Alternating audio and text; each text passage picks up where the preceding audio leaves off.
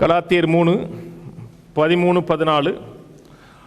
மரத்தில் தூக்கப்பட்ட எவனும் சபிக்கப்பட்ட இருக்கிறபடி கிறிஸ்து நமக்காக சாபமாகி நியாயப்பிரமாணத்தின் சாபத்திற்கு நம்மை நீங்களாக்கி மீட்டு கொண்டார். ஆபிரகாமுக்கு உண்டான ஆசீர்வாதம் கிறிஸ்து இயேசுவினால் புரஜாதிகளுக்கு வரும்படியாகவும் ஆவியை குறித்து சொல்லப்பட்ட வாக்கு தத்தத்தை நான் விசுவாசத்தினால் பெறும்படியாகவும் இப்படி ஆயிற்று. அதே வேற 1 பேதுரு போவோம். 1 பேதுரு 1:18. உங்கள் முன்னோர்களால் பாரம்பரியமாய் நீங்கள் அனுசரித்து வந்த வீணான நடக்கை நின்று அழிவுள்ள வஸ்துக்களாகி வெள்ளியினாலும் பொன்னினாலும் மீட்கப்படாமல் குற்றமில்லாத மாசற்ற ஆட்டுக்குட்டியாகிய கிறிஸ்துவின் விலையேறப்பட்ட இரத்தத்தினாலே மீட்கப்பட்டீர்கள் என்று அறிந்திருக்கிறீர்களே. மீட்பிலே சுகம் என்று பேசி வருகிறோம். மீட்பிலே தேவன் ஏராளமான நன்மைகளை நமக்காக சபதரித்து வைத்திருக்கிறார், சம்பாதித்து வைத்திருக்கிறார். ரட்சிப்பில் தேவன் கொடுக்கிற பிரதானமான மேன்மையான ஒரு ஆசீர்வாதம் சுகம். சுகம் முக்கியமா செழிப்பு முக்கியமான்னு கேட்டீங்கன்னா சுகம்தான் முக்கியம். சுகம் இருந்தால் தான் தேவன் கொடுக்கிற ஆசீர்வாதத்தை அனுபவிக்க முடியும். சுகம் இல்லை என்றால் அதை அனுபவிக்க முடியாது.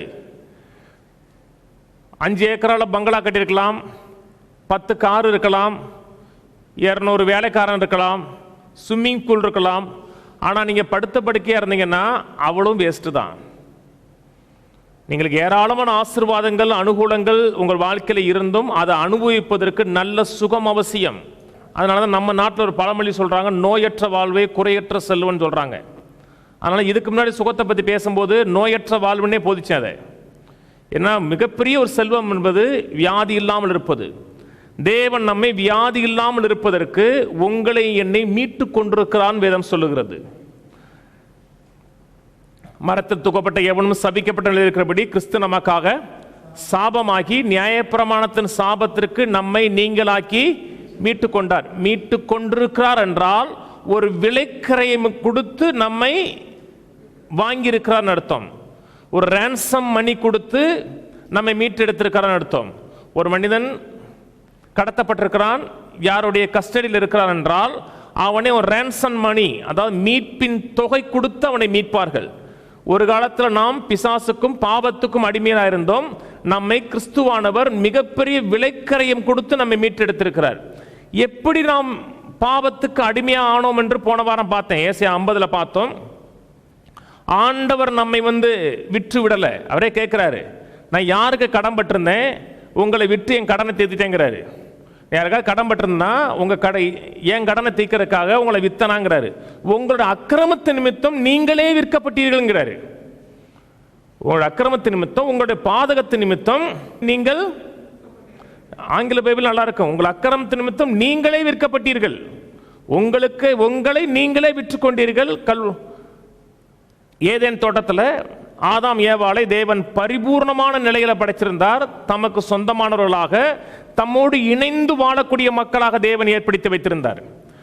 தேவனுடைய வார்த்தை ஏற்றுக்கொள்ளாமல் பிசாசுடைய வார்த்தை ஏற்றுக்கொண்டு பிசாசுக்கு அதிகாரத்தை கொடுத்து பிசாசுக்கு விற்கப்பட்டார்கள். பிசாசின் ஆதிக்கத்தின் கீழே இருந்தார்கள். ஒரு மனிதன் மூலமாக உலகத்தில் பாவம் பிரவேசித்து சொல்லப்படுகிறது.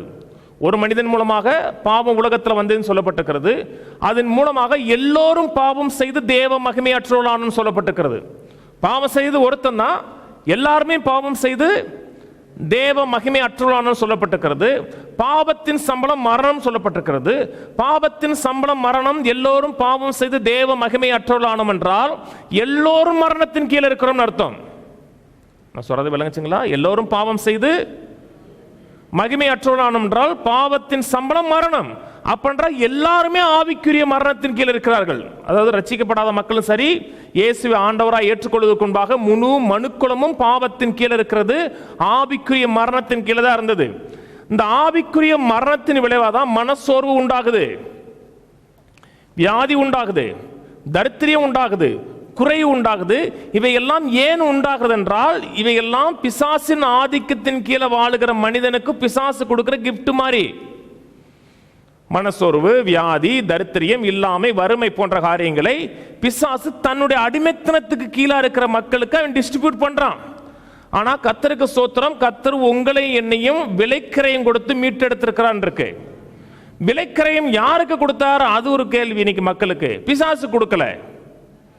பிசாசுக்கும் தேவனுக்கும் எந்த சம்பந்தமும் கிடையாது. அதே போல உங்களுக்கும் பிசாசுக்கும் இடையே எந்த சம்பந்தமும் கிடையாது. ஆண்டவர் பிதாவாகிய தேவனுக்கு குமாரனாகிய தேவன் கிரயம் கொடுத்தார்.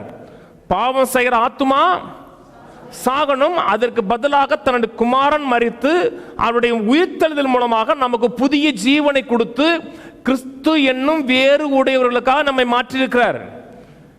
கவனிக்கிறீங்க? முன்னாடி பிசாசுக்கு உரியவர்களாக இருந்தோம். இயேசு மரித்து நம்மை கிறிஸ்துவுக்கு உடையவர்களாக மாற்றியிருக்கிறார். கொடுத்த கிரயம் மாசற்ற குற்றமற்ற விலையேறப்பட்ட இயேசு கிறிஸ்துவின் ரத்தம். இதை காட்டிலும் அதிக விலை கொடுத்து யாருமே உங்களை வாங்க முடியாது. நான் சொன்னது விளங்குச்சுங்களா? யாருக்கு நீங்க அடிமை கிடையாதுங்க. யாருக்கு அடிமை கிடையாது. உங்களை காட்டிலும் உயர்ந்தவர்கள் யாரும் கிடையாது. ஏனென்றால் தேவன் உங்களுக்கு கொடுத்த விலைக்கிரயம் அவ்வளவு விலைக்கிரயம். இயேசு கிறிஸ்துடைய ரத்தம் என்றால் இயேசு கிறிஸ்துடைய உயிர். இயேசு கிறிஸ்துடைய உயிர் என்றால் அதுக்குள்ள இருக்கிற உயிர் பிதாவாகிய தேவனுடைய உயிர். உங்களை என்னை மீட்பதற்காக தேவன் கொடுத்த கிரயம் என்பது தன்னுடைய உயிரை கொடுத்து உங்களை மீட்டெடுத்திருக்கிறார். ஏன் அவ்வளவு கிரயம் கொடுத்து மீட்டெடுத்திருக்கிறார் என்றால், நீங்களும் நானும் தேவனுடைய பார்வையில் விலையேறப்பட்டவர்கள், முக்கியமானவர்கள், மதிப்புக்குரியவர்கள். அதனாலதான் போன வாரம் சொன்னேன், தேவனுடைய பார்வையில் நீங்கள் பெருமதி உடையவர்கள். பெருமதினா ரொம்ப மதிப்புள்ளவர்கள். கர்த்தர் உங்களை அற்பமா பார்க்கலங்க. கிறிஸ்தவ பிரசங்கம் தான் உங்களை அற்பமா மாத்திருச்சு. நீ ஒரு அற்பன், நீ ஒரு புழு, நீ செத்த நாய், தூளும் சாம்பலுமாய் இருக்கிறேன், கெஞ்சிறேன், மன்றாடுறேன். இதெல்லாம் எந்த நிலைன்னா விலையேறப்பட்டவில்லாத ஒரு சாதாரண அல்ப புழுவா உங்களை கர்த்தர் பார்க்கல. ஒரு அல்ப புழுவுக்கு வந்து அவ்வளவு காசு கொடுக்கணுமா? 5 ரூபா மதிப்புள்ள ஒரு பொருளுக்கு 50,000 கொடுத்து யாராச்சும் வாங்குவாங்களாங்க? வாங்குவீங்களா? 1 ரூபா கூட கொடுத்து வாங்கிட்டீங்கன்னா தூங்க வராது தெரியுமா உங்களுக்கு? ஏமாத்திட்டானே, 1 ரூபா கூட வாங்கிட்டானே. 1 ரூபா. ஆண்டவர் உங்களை அவ்வளவு விலைக்கரையும் கொடுத்து மீட்டெடுத்திருக்கிறார் என்றால் நீங்கள் அற்பம் கிடையாது, புழு கிடையாது, தூளு கிடையாது, சாம்பல் கிடையாது. தேவனுடைய பார்வையில் நீங்களும் நானும் விலையேறப்பட்டவர்கள்.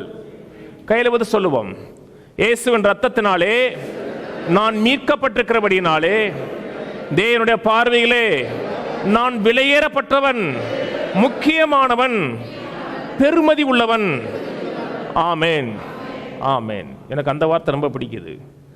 பெருமதி உள்ளவன், அதிக மதிப்புள்ளவன்.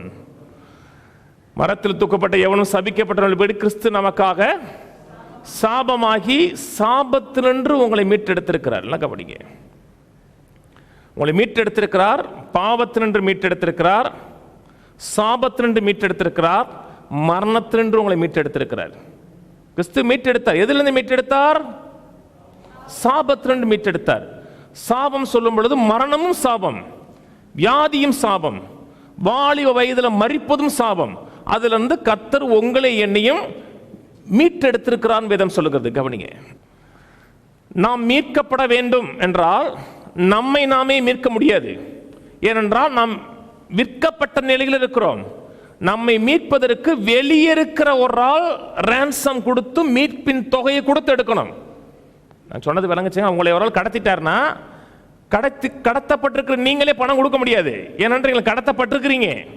உங்களை வெளியே இருக்கிற கடத்தப்படாத ஒரு ஆள் வந்து உங்களுக்கு கொடுக்கணும்.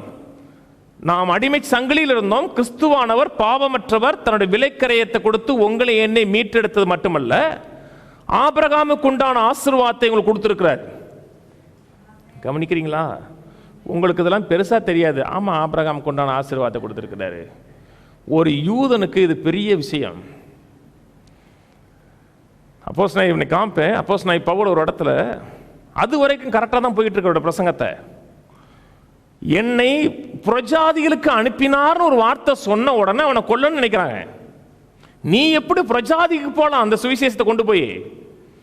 ஏன்னா அந்த ஆசீர்வாதம், இந்த அனுகூலம், ஆபிரகாமுடைய செல்வம், செழிப்பெல்லாம் தங்களுக்கு மாத்திரம் உரியது நினைத்தார்கள். வேதம் சொல்லுகிறது, கிறிஸ்து முழு மனுக்குலத்தை மீட்டு கொடுத்து முழு மனுக்குலத்துக்கும் ஆபிரகாமுடைய ஆசீர்வாதத்தை கொடுத்திருக்கிறான்னு சொல்லப்பட்டிருக்கு. அதுல ஆபிரகாமுடைய ஆசீர்வாதத்தை கொடுத்தது மட்டுமல்லாமல் பரிசுத்தாவின் அபிஷேகத்தை உங்களுக்குள்ள கொடுத்திருக்கிறார். ஆவியானவர் உங்களுக்குள்ள இண்டோலிங் பிரசன்ஸா உள்ள இருக்கிறார். இது ஆபிரகாமுக்கு இல்லாத ஒரு காரியம். ஆபிரகாமுடைய மாம்சிகமான சந்ததி அனுபவிக்காத ஒரு காரியம். இன்னைக்கு நீங்கள் நானும் ஆசீர்வதிக்கப்பட்டவர்கள். ஆசீர்வதிக்கப்பட்டவர்களா? ஏன் ஆசீர்வதிக்கப்பட்டவர்கள்? தேவனே உங்களுக்குள்ள இருக்கிறாருங்க. பரலோகத்தின் பொக்கிஷமே, பரலோகத்துடைய நிறைவே, அண்ட சராசரத்தை உருவாக்கினவரே உங்களுக்குள்ள எனக்குள்ள இருக்கிறார். இதை தவிர பெரிய ஆசீர்வாதம் உலகத்தில் கிடையவே கிடையாதுங்க. நான் ஆசீர்வதிக்கப்பட்டிருக்கிறேன்னு சொல்லும் பொழுது உன்னதங்களில் ஆவிக்குரிய சகல ஆசீர்வாதங்களால் என்னை ஆசீர்வதித்திருக்கிறான்னு சொல்லுகிறது மட்டுமல்ல, தேவனே சகல ஆசீர்வாதத்துக்கும் உரியவரே உங்களுக்குள்ள வாசமாய் இருக்கிறார். மீட்கப்பட்டது மட்டுமல்ல, ஒரு ஆசீர்வாதத்தின் மண்டலத்துக்குள்ளாக, ஆசீர்வாதத்தின் பிரசன்னத்துக்குள்ளதான் உங்களை வச்சிருக்கிறார். நான் சொன்னது விளங்குச்சுங்களா? ஒரு தண்ணிக்குள்ள கல்லு கிடக்குன்னா அந்த கல்லை தண்ணி நனைக்காத இடமே இருக்காது, அத்தனை இடத்துல தண்ணி நனைச்சிருக்கோம். அப்படிப்பட்ட மண்டலத்துக்குள்ளதான் நாம் இருக்கிறோம். ஏன் ஆசீர்வாதத்தை பார்க்க முடியலன்னா நமக்கு யாரும் இது குறித்த உணர்வை சொல்லி கொடுக்கல. மேல டெஃப்லான் டேப்பு அடிச்சிட்டாங்க, அது படாத அளவுக்கு என்னென்ன பண்ணணுமோ அத்தனை பண்ணிட்டாங்க. மீட்கப்பட்டிருக்கிறோம். மீட்கப்பட்டிருக்கிறீர்களா? மீட்கப்பட்ட மக்கள் ஆசீர்வாதத்தில் வாழ வேண்டிய மக்கள். சுகமா இருக்கணும், ஜீவனோடு இருக்கணும், தீர்க்காயுசோடு இருக்கணும், குறைவில்லாமல் இருக்கணும். இதை அறிந்து இப்படித்தான் வாழ வேண்டுங்கிற உரிமையை நிலைநாட்டக்கூடிய மக்களாக நீங்கள் இருக்கணும். நான் ஆசீர்வாதமாக தான் இருப்பேன், சுகமாக தான் இருப்பேன், ஏனென்றால் மீட்கப்பட்டிருக்கிறேன். விலைக்கரையும் கொடுத்து இவ்வளவு பெரிய ஆசீர்வாதத்தை எனக்கு கொடுத்திருக்கிறார் என்றால் நான் சுகமாதான் வாழணும் அப்படிங்கிற ஒரு வாஞ்சியும் வைராக்கியம் இருக்கணும். ஒரு கார் ஷோரூமை பார்க்குறீங்க, அழகான ஒரு ஷோரூமில் அழகான ஒரு கார் இருக்கு. நீங்கள் விரும்புகிற அத்தனை ஃபீச்சர்ஸும் அதுக்குள்ளே இருக்கு. நீங்கள் விரும்புகிற சகல வசதிகளும் அதுக்குள்ளே இருக்குது. இதெல்லாம் இருந்தால் நல்லா இருக்குன்னு ஒரு வசதி இருக்கு. யாரே ஒருவர் உங்களுக்காக அந்த காரை வாங்கி அந்த கார் சாவியை அதுக்குள்ளே போட்டு உங்கள் வீட்டு வாசலில் வச்சுட்டு போயிட்டார். காலையில் கதவை திறந்து பார்க்குறீங்க, வீட்டு வாசலுக்கு முன்னாடி நீங்கள் கனவு கண்ட அந்த கனவு கார் இருக்குது. அப்படி உள்ளே பார்க்குறீங்க, எல்லாமே அழகழகாக இருக்குது, அத்தனை இருக்குடா அப்படின்னு நினைக்கிறீங்க. ஆனால் அது உங்களுக்காக வாங்கப்பட்டு உங்களுக்காக கொடுக்கப்பட்ட கார். நீங்கள் அப்படியே சுற்றி சுற்றி பார்க்குறீங்க, ஆனால் போகவே உள்ளே போகல, ஏன்னா அது உங்களுக்கு தெரியாது. திடீர்னு ஒருத்த வர்றான், உள்ளே போகிறான், சாவி எடுத்து போட்டு போயிடான். கொடுத்து வச்சோண்டா, அதிர்ஷ்டசாலிமிங்க. ஆனால் அது உங்களுடையது. உங்களுடையதுன்னு தெரியாத வரை நீங்க உரிமை குரல் எழுப்ப மாட்டீர்கள், உங்களுக்கு வாய்ஸை தூக்கி பேச மாட்டீங்க. உங்க காரா சார், எடுத்துங்க சார், நல்லா வாங்கிறீங்க சார், ஆனால் அது உங்களுடையது. வேதம் சொல்லுகிறது, உன்னதங்களில் ஆவிக்குரிய சகல ஆசீர்வாதத்தினாலும் கர்த்தர் உங்களை என்னையும் ஆசீர்வதித்திருக்கிறார்.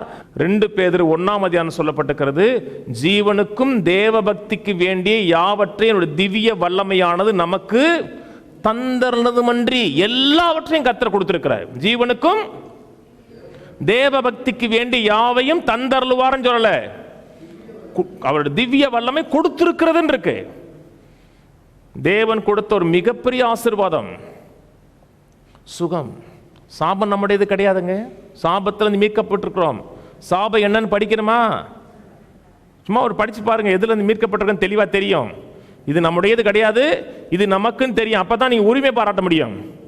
லேவியராகமம் 26 படிச்சு பாருங்க, சாபத்தை பற்றி டீட்டெயில் இருக்கு. உபாகம் 28 படிச்சு பாருங்க, சாபத்துக்கு கொஞ்சம் டீட்டெயில் இருக்கு. அந்த சாபத்திலிருந்து நாம் மீட்கப்பட்டு ஆசீர்வாதத்துக்குள்ள இருக்கிறோம் என்றால் நாம் சுகமாகி வாழ்ந்துதான் தீரணும். கையில் வந்து சொல்லுவோம், நாம் சுகமாய் இருப்பது, ஆரோக்கியமா இருப்பது தேவன் எனக்கு கொடுத்திருக்கிற பிறப்புரிமை. ஆமென். சுகமா தான் இருக்கணும். அன்னைக்கு ஒருத்தர் நேற்று காலையில் மீன் கடையில் போகும்போது மீன் கடைக்காரர் சொல்றாரு, போக வேண்டியிருந்தா போக வேண்டியதானே சார் அப்படிங்கிறாரு. இந்த டயலாக்லாம் பேசக்கூடாது. போக வேண்டி இருந்தா கூட போகக்கூடாது. நான் வரலைங்க, நான் வரல, எனக்கு வேலை இருக்கு, நான் செய்ய வேண்டிய பணி எனக்கு நிறைய இருக்கு, நானும் என் வீட்டாரும் என்றால் கர்த்தரை சேவிக்க வேண்டியிருக்கிறது, கர்த்தருடைய வேலையை செய்ய வேண்டியிருக்கிறது. பூமிக்கு மேலே வானம் இருக்கும் நாட்களைப் போல உன்னுடைய நாட்களும் உன் பிள்ளைகளுடைய நாட்களும் இருக்குன்றிருக்கு. நான் வானம் தான் மேலே இருக்க, அப்புறம் அதுக்கு மேலே போயிட்டு புதிய புதிய வானம் இருக்குன்னு நினைங்க, தீர்க்காயுச நினைங்க, கவனிங்க. இதெல்லாம் தேவன் உங்களுக்கு கொடுத்துருக்க உரிமைகள்ங்க. உரிமைகளை ஒரு நாள் விட்டு கொடுக்க கூடாதுங்க. உங்களை நான் அளவு கடந்த விதத்தில் நேசிக்கிறேன், உண்மையாகவே நேசிக்கிறேன். உதாரணத்துக்கு மட்டும் இல்லை, உண்மையாகவே நேசிக்கிறேன். உங்களுக்கு ஏதோ ஒரு கிஃப்ட் கொடுக்க விரும்புகிறேன். உங்களுக்கு பிறந்த நாளுக்கு ஒரு கிஃப்ட் கொடுக்க விரும்புகிறேன். உங்களுக்கு ஒரு நல்ல ஒரு ஷூட் வாங்கி கொடுக்க நினைக்கிறேன். நீங்கள் ஷூட் வாங்கன்னு நினைக்கிறீங்க.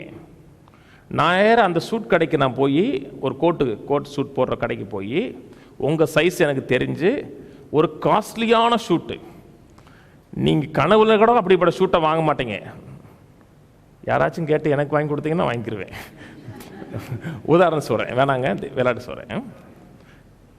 ஒரு காஸ்ட்லியான ஷூட்டை வாங்கி பே பண்ணி பில் அடித்து கடைக்காட்ட கொடுத்து இன்னார் வருவார், அவர் வந்த உடனே அந்த கிஃப்டை கொடுத்துருங்கன்னு சொல்கிறேன். அவர் ஒருவேளை கொடுக்க மறந்துட்டார், நீங்கள் அதை வாங்கலைன்னா வேதனைப்படுகிறது நான் தான். நான் சொன்னது விளங்குச்சிங்களா? ஏன்னா நான் தான் வாங்கினேன், நான் தான் கிரயம் கொடுத்தேன். நீங்கள் அதை வாங்காத பொழுது யாருடைய இருதயம் வேதனைப்படும்னா அதுக்கு கிரயம் கொடுத்த என்னுடைய இருதயம் வேதனைப்படும். ரொம்ப நாள் கழிச்சு பார்க்குறேன், அந்த கோட்டு நல்லா இருக்கான. எந்த கோட்டு பாஸ்டர்? அந்த கடையில் வாங்கி வச்சுருந்தேனே பாஸ்டர், அதுக்கெல்லாம் நான் தகுதி இல்லை பாஸ்டர். அப்படின்னா நீங்கள் தகுதியா இல்லையாங்கிற முக்கியம் இல்லை, நான் பே பண்ணியிருக்கேன் பாஸ்டர். அவ்வளோ காஸ்ட்லியான கோட்டு போடுறதுக்கு எனக்கு காசு இல்லை. காசு இருக்கா காசு இல்லைங்கிற முக்கியம் இல்லை, நான் பே பண்ணியிருக்கேன். நான் சொன்னது விளங்குச்சுங்களா? நீங்கள் சுகத்தை அனுபவிப்பதற்கு உங்களுக்கு தகுதியா இல்லையாங்கிறதுலாம் பாயிண்டே கிடையாது. அவர் பே பண்ணியிருக்கிறார், அது மட்டும்தான் பாயிண்ட்டு. நான் சுகமாக வாழ்றதுக்கு நான் தகுதியான ஆளா, நான் தீர்க்காயுசமாக வாழ்றதுக்கு தகுதியான ஆளா, தேவனோட ஆசீர்வாதங்கள்லாம் பெற்று அனுபவிப்பதற்கு நான் தகுதியான ஆளா, அதெல்லாம் நான் இஷ்யூ. பே பண்ணப்பட்டிருக்கா? அப்போ நீங்கள் சுகமாக தான் வாழணும். சுகமாக வாழலன்னா உங்கள் இருதயம் வேதனைப்படுறதோ இல்லையா, அவர் இருதயம் வேதனைப்படும். நான் சொல்றது விளங்குச்சுங்களா? இது கெஞ்சக்கூடாது. மன்றாடுகிறோம் ஆண்டவரே. ஏன் மன்றாடுற? கொடுத்தாச்சு, பே பண்ணியாச்சு, பெய்டுன்னு போட்டாச்சு, காசை கொடுத்தாச்சு, மன்றாடுகிறோம்னா ஏன் மன்றாடுற? மண்டையில தான் கொட்டணும். எதுக்கு மன்றாடுற? காசு கொடுத்தாச்சு, பே பண்ணியாச்சு, இவ்வளவு கொடுத்ததுக்கு அப்புறம் எதுக்கு மன்றாடணும்? தேவன் உங்கள் வாழ்க்கையில் செய்ய விரும்புறாருங்க, வாஞ்சைப்படுகிறாருங்க. எனக்கு கிரயம் கொடுத்துருக்கிறாருங்க. சுகம்னா சும்மா வரல, மிகப்பெரிய கிரயம். லூக்கா சுவிசேஷத்தில் பெண் கூனியா இருக்கா. ஆண்டவர் கேட்கிறார், ஆபிரகாமின் குமாரத்தியா இவளை இந்த கட்டிலிருந்து அவிழ்த்து விட வேண்டியதில்லையாங்கிறார். ஆபிரகாமின் குமாரத்தியா இவளை இந்த கட்டிலிருந்து அவிழ்த்து விட வேண்டியதில்லையான்றா, ஆபிரகாமுடைய குமாரத்தியா இவளை இந்த கூனி நிலையிலிருந்து அவிழ்த்து விடுவது என்னுடைய கடமைங்கிறாரு. நான் சொன்னது விளங்குச்சுங்களா? நீங்கள் சுகமாவது சுகமாய் இருப்பது வந்து தேவனுக்கு ஒரு கடமை மாறிங்க. பாஸ்டர் நான் அதுக்கு தகுதி இல்லையே. உங்க தகுதியை பத்தி பேசல, கிறிஸ்துவின் தகுதியின் அடிப்படையில், சிந்தப்பட்ட ரத்தத்தின் அடிப்படையில் தேவன் உங்களை சுகமாக்குவதை ஒரு கடமையா பார்க்கிறார். உங்க தரித்திரத்திலிருந்து வெளியே வருவது, வெளியே கொண்டு வருவது என்னுடைய கடமை. நான் உங்களுக்கு கடன் படணுங்க, கிறிஸ்துவுக்கு கடன் பட்டிருக்கிறார். நான் சொன்னது புரியுதா? நீ பரலோகம் போவியா, பரலோகம் போக மாட்டியா? ஐயோ, நீ பரலோகத்துக்கு கொண்டு போவதோட கடமைங்க அவரு. நான் சொன்னது புரியுதா? ஏன் கடமை? பாஸ்டர் நான் நல்லவனா, நீங்க நல்லவனா நல்லவளையா இல்ல, கிறிஸ்துவின் நிமித்தம். இதை விட்டுட்டு நீ இப்படி இருந்தா பரலோகம் போக மாட்ட, அப்படி இருந்தா பரலோகம் போக மாட்ட, ஏசு ரூம்ல சேர் போட்டு உக்காந்தா பரலோகம் போக மாட்ட. அறிவு கொழுந்துகள். தேவன் கிரயம் கொடுத்து உங்களை மீட்டெடுத்திருக்கிறாருங்க. மனதில் உள்ள வைங்க. இதை நீங்க அறியக்கூடாதுன்னு பிசாசு போய் சொல்லுவான். எது உங்களுக்கு சுதந்திரமாக கொடுக்கப்பட்டிருக்கிறதோ, எது உங்களுக்கு விலைக்கிரயம் கொடுத்து வாங்கி உங்க கையில கொடுக்கப்பட்டிருக்கிறதோ அது உங்களுக்கு இல்லை என்று பிசாசு போய் சொல்லுவான். அந்த நேரத்தில் அவங்க மனதில் உறுதியா இருந்து, கிரயம் கொடுக்கப்பட்டிருக்கிறது, நான் பே பண்ணனோ நான் பே பண்ணலையோ அதெல்லாம் முக்கியம் கிடையாது, என்னுடைய கிரயம் அல்ல. இந்த மீட்பை அனுபவிப்பதற்கு, மீட்பின் சுகத்தை அனுபவிப்பதற்கு என்ன கிரயம் கொடுத்த? நாங்கள்லாம் கிரயம் கொடுத்து வந்தோம். நான் ஒரு கரையும் கொடுக்கல. கரையம் கிறிஸ்தவமே விலை கரையங்க. நாங்கள் விலை, அவர் கரையம் கொடுத்தாருங்க, பில் பே பண்ணியிருக்கிறாருங்க, சீல் அடிச்சிருக்கிறாருங்க, சீல் அடிச்சதை என் கையில் கொடுத்துட்டாருங்க. இப்போ என்னுடைய வேலை என்ன? சோத்திரம் போட்டு வாங்க வேண்டியதாங்க என் வேலை. சுகமாக இருக்கணும், தீர்க்காயுசா இருக்கணும், ஆரோக்கியமாக வாழணும். என் வாழ்க்கையில் சரீரத்தில் ஒரு பகுதியில் கூட ஒரு குறைவு இருக்கக்கூடாது. இதெல்லாம் விசுவாசிங்க. நேற்றுலாம் ஒரு நடிகர் வாலி வயதில் மறைச்சிருக்காரு, வேதனை. 59 வயசுலாம் வாலி வயசுங்க. பாஸ்டர் ரிட்டையர்டு, நான் ஏற்கனவே சொல்லியிருக்கேன், ரிட்டையர்டுனா அதே வேலையை திரும்பி திரும்பி செஞ்சு போர் அடிக்கும், வேற வேலைக்கு போங்கன்னு அனுப்பி விடுறான். நான் சொன்னது விளங்குச்சுங்களா? நம்ம பொன்றா சார்லாம் கரெக்டாக இருக்காரு.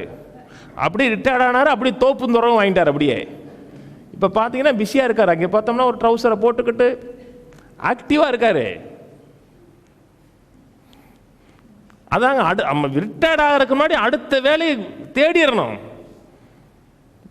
நீங்கள் 59 வயசில் நீங்கள் வாலிபனா தாத்தாவாங்க, வாலிபன் இந்த பெருசு போகுது, யாரை பற்றி சொல்கிறான், நான் உங்களை எதை கூப்பிடாம இருக்க அப்படின்னு சொல்லி போயிருங்க. நம்ம பெருசு கிடையாதுங்க, எப்பவுமே இலசு தான். மனதை ஃபிக்ஸ் பண்ணிருங்க. சுகமாக இருக்கணும், ஆரோக்கியமாக இருக்கணும். ஏனென்றால் ஆண்டவர் விலைக்கரையும் கொடுத்து உங்களை மீட்டு எடுத்திருக்கிறார். கையில் வந்து சொல்லுவோம், இயேசுவின் ரத்தத்தினாலே நாம் விலைக்கரையும் கொடுத்து மீட்கப்பட்டு தேவனுடைய ஆசீர்வாதத்துக்கும் அனுகூலத்துக்கும் தேவன் என்னை பங்குள்ளவனாக மாற்றிருக்கிறார். ஆமேன், ஆமேன். தேவன் உங்களை மீட்டெடுத்த ஒரு மாபெரும் காரியம், வியாதியிலிருந்து உங்களை என்னை மீட்டெடுத்திருக்கிறார்.